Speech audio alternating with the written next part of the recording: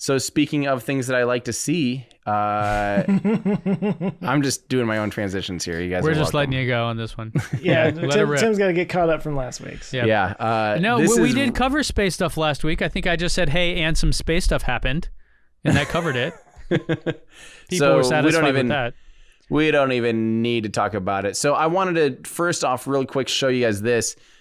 This would be Wednesday morning, I think, or was it Tuesday morning? I don't even remember. The time changes and everything. I have no idea.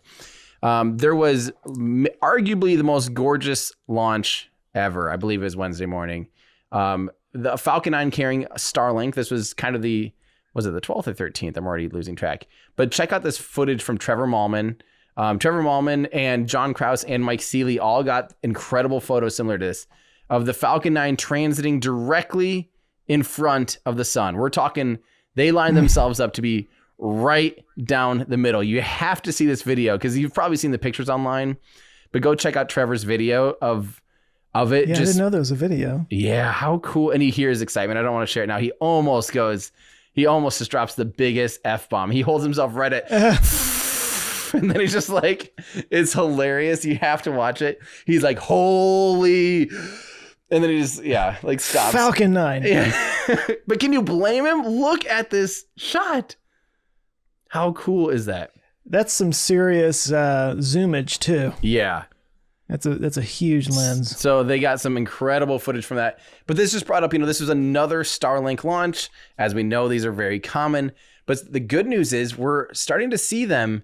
I think we talked about it a little bit ago, or maybe this happened after before last week. But now, because of the forest fires, we're seeing SpaceX actually give Starlink receivers to first responders out there that are working in the middle of now devastated towns whose infrastructure is gone. They're dropping and giving them Starlink satellites. So this is the Washington State Emergency Management said, happy to have the support of SpaceX's Starlink internet as emergency responders look to help residents rebuild the town of Malden, Washington, that was overcome by wildfires earlier this month. So think about this. This is just giving families and, and first responders and stuff internet access, which these days I know for some reason people still don't think about. They almost write it off as like, oh, it's just the internet. Try going a week without the internet. Not on vacation where you're going to set it aside and be like, I'm just done with the internet. I'm going on a sabbatical and I'm going to turn off everything. No, but try just living your normal life, or try updating friends and family, or try, figuring out how to get home, or, what to do when, who to call if something, if your house is burned down and you need to have someone come, repair it or whatever. We rely on the internet for everything. And I think we just forget that it's like an absolute integral and important, technology that it's basically required of us. Well, it's a utility. That's why the FCC were classifying it as a utility, because then it could be regulated as such, and that's where the whole net neutrality argument came into play. But because it's not just like it's not like a nice to have. It's like a must have in so many ways. It really is. And so we're starting to see more and more things, including the HOH, or maybe the Ho tribe, says this came out just yesterday, said on Twitter, what a difference high-speed internet can make. Our children can participate in remote learning. Residents can have access to healthcare. We felt like we'd been paddling upriver with a spoon on this. SpaceX Starlink made it happen overnight. Thanks to the Washington State Commerce for introduction. So this is a Native American tribe that apparently just, this is where people forget that in order for this infrastructure to normally exist, there has to be a demand for it. Comcast and Verizon and AT&T aren't going to run lines out to these remote villages to service, 7 families or something, right? It's, the cost just does not make any sense. They're not going to do that. And apparently this is a tribe in Washington that was experiencing that frustration in the United States. Well, there's tons. Yeah. I mean, tons, to parlay on what they were saying there about online learning. I mean, my 5-year-old is in online kindergarten, which is an absolute joke. And the challenge is not so much for us, but a lot of other families in our district are low income, and they, one, don't have a computer to even do the calls on, so the district provides that. But then also they don't even have internet access. A lot of families in our district here, and it's a thing where you're like, well, how the hell are you supposed to provide education, which is like they're required to do by law, if you don't have internet to their house? And it's not because they don't live in an area like that, but it's literally like it's just too expensive. Like these are the things where I think the internet itself should be regulated from that side of it. Not so much regulated as like what can be seen on it, which obviously tons of countries do, and they probably do here in this country as well. We may not even know about it, but the cost of a thing, right? Like imagine if you said, hey, Comcast or AT&T, whomever you get your internet from, you have to, here's the max you can charge somebody, and if someone falls into this like category where they're getting food stamps and those kind of things, you would just have to provide it for free or like $5 a month. Same service that you charge these other guys $100 because of that, but because it's a utility, because it's a vital lifeline, essentially, you have to do that. Like I would be fully in support of those kind of regulations. And hopefully with something like Starlink coming into play, there will be competition, and competition will drive that price down, right? Because I was talking about this like at my house now and at our new house, we have the highest, most expensive thing we can possibly buy, which is around 940 megabits down and 40 megabits up, which Tim is laughing at as like an absolute child's toy compared to what he has in the middle of a cornfield somewhere, wherever Tim lives. I don't know. And point being, if I could get Starlink today and it offered even remotely close to what they have promised in terms of gigabit speeds, hallelujah, I'm doing it. And then as me and thousands of other people do it, the local providers either going to have to step it up, or instead of charging me $150 a month or whatever it is, they're going to have to charge me $10 a month, because why else would I do it? So this is just a great sign for competition to even affect internet access as a whole, especially people in rural areas, but even competition within, more urban areas or whatever. So hugely soaked on this whole thing. Well, we got called, there's a big rant of us being commies for saying that, having regulations on cars by 2035 in California. Someone on the internet, of course, said that we are commies for supporting that idea. And, of course, people are against regulations, but there's certain things, like currently you can have complete monopolies in cities where literally Comcast will have this neighborhood or whatever, and the other provider will have this neighborhood, and it's like it's a non-compete almost for each other. And well, they agreed to separate it out, yeah. Which is insane. Like there should be regulations prohibiting that, because it makes it so that they don't have to be competitive at all. Well, there were, yeah. So this is how, this type of stuff just bugs me. Joe, do you remember a company called Ma Bell? Yeah. Are you familiar with it? It wasn't called that, was it? Oh, I thought it was. It was AT&T essentially, and they were the phone company. That was it. There was no other phone company, whatever. And then the government said, "Hey, sorry, you're a monopoly. You have to break up." And that's when they had, I guess, Ma Bell and AT&T, and then all of the what they call baby bells. So this is why all over the country you have Southern Pacific Bell, like, Eastern Bell. All the bells are called baby bells, and they were like separate companies technically, because you couldn't have just one company run the entire country's communication network. And this is even why still there are, in fact, really funny things in the space that are happening is all over. Your local internet provider is offering cell phone service. And this is happening here. It's happening to a lot of people, a lot of the country. Like, let's say, like we have, not Time Warner, it's called Spectrum now. And Spectrum is offering cell phone service. And you're going, how the hell are they doing cell phone? Do they actually have cell phone towers?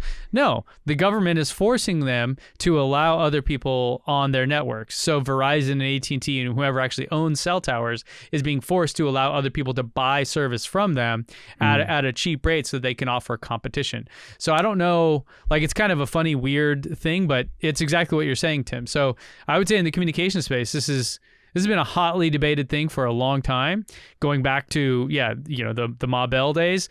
And this is where Ajit Pai, the head of this, the guy that's in charge of us right now, is such a butthead, I guess is the way I'll put it, because he is basically like, no, whatever, we can have monopolies, we can have this, we can let people censor your internet, we can let people like AT&T, let's say, and they're one of the worst offenders always in this case. Let's say AT&T wants to partner with Disney, and they want to say, oh, well, if you want Disney Plus, that's going to be free on AT&T, but if you want Netflix, we're actually going to charge you extra because we don't have a partnership agreement with Netflix.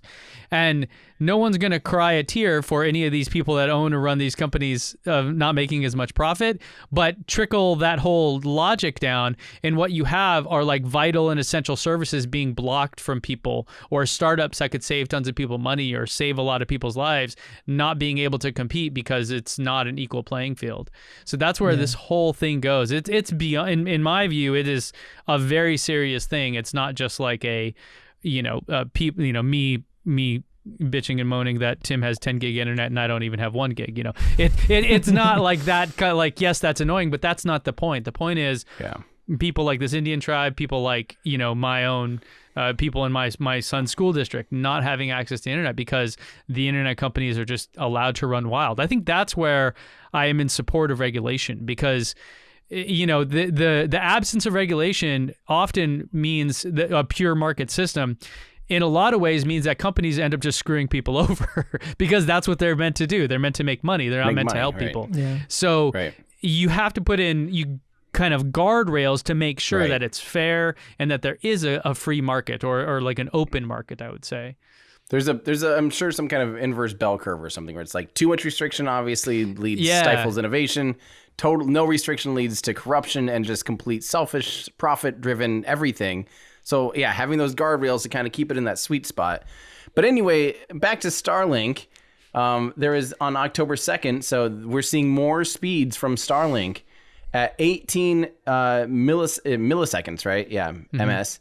Millisecond ping times, which is fantastic especially for us. I mean, that's really insane. Like, that's faster than a lot of things we have. Most people would have 50, 60, 100. You definitely need sub 100 milliseconds for things like gaming. If you're doing like online gaming, you want sub 100 normally, really. So 18 milliseconds is fantastic. That's extremely low latency. Download speeds of 100 megabits per second and uploads of 40 megabits per second, which is pretty darn great. That's really good. And that's current. That's just now. So don't forget Starlink. The more they roll it out, the more it'll be. So Elon comments on this saying average latency will improve as more satellites launch directly above you more frequently and more ground stations are deployed. As we're able to put more ground stations on roofs of server centers, legacy internet latency will be 0. So we're just talking about like this will just greatly improve the internet, period, and then make it more available to literally everybody.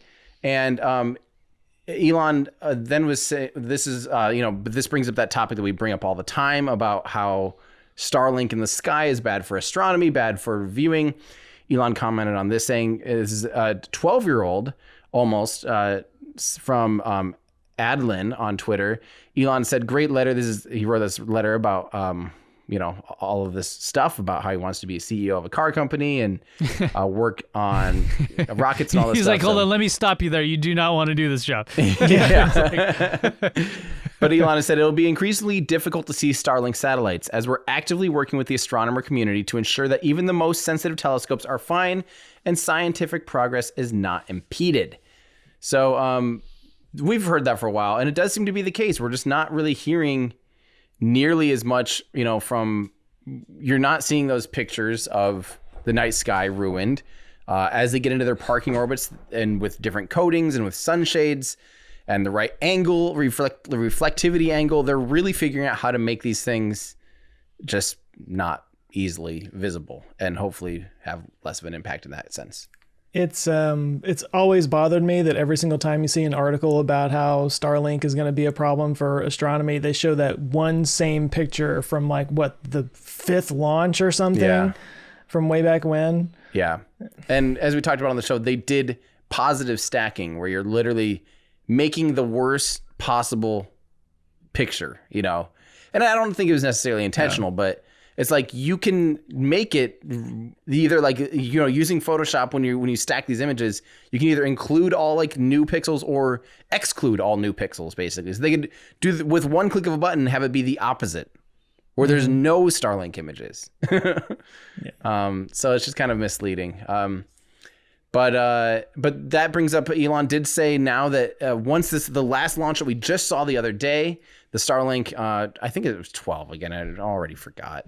But that launch, once those are in their operational orbits, that is the final piece of the puzzle to be able to start doing a general public beta. So there's a good chance that by the end of the year already, because it takes about a month or two to really get these into kind of their parking orbit, their true orbits. By the end of the year, we should see some people starting to actually utilize Starlink in northern latitude. So I might be lucky enough to be high enough. I'm 42 basically degrees north. I think it'll probably work pretty well above 40 degrees latitude or so. Even higher is more coverage. But hopefully by the end of next year at this pace, they should have enough coverage, even say in Texas and stuff. I want it in Texas and Florida so freaking bad for live streams. I can't even begin to tell you how game changing that'll be for me. What's your latitude, Joe? Do you know? You don't know off the top of your head, Joe? This is not information I carry around. I feel like it looks like we're pretty close. San Diego and Dallas are pretty close. Are you guys about 28 or so? 29? 33, I think we're at. Oh. 32 or 33 or something like that. There's a bar here called Latitude 32 or something like that, or 33, I forget. Oh, yeah. That's Kennedy Space Center is at 28.5, I believe. So I'll have to get further down, Hey guys, thanks so much for watching this clip from our show. If that's just not enough for you and you want to watch the full episode, you can go to olfpod.com/YT.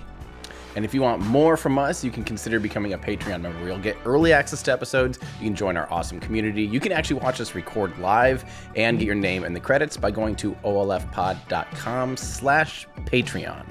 So thanks everyone for watching. Check back every Friday for new clips here and new episodes on the main channel. Thanks, everybody.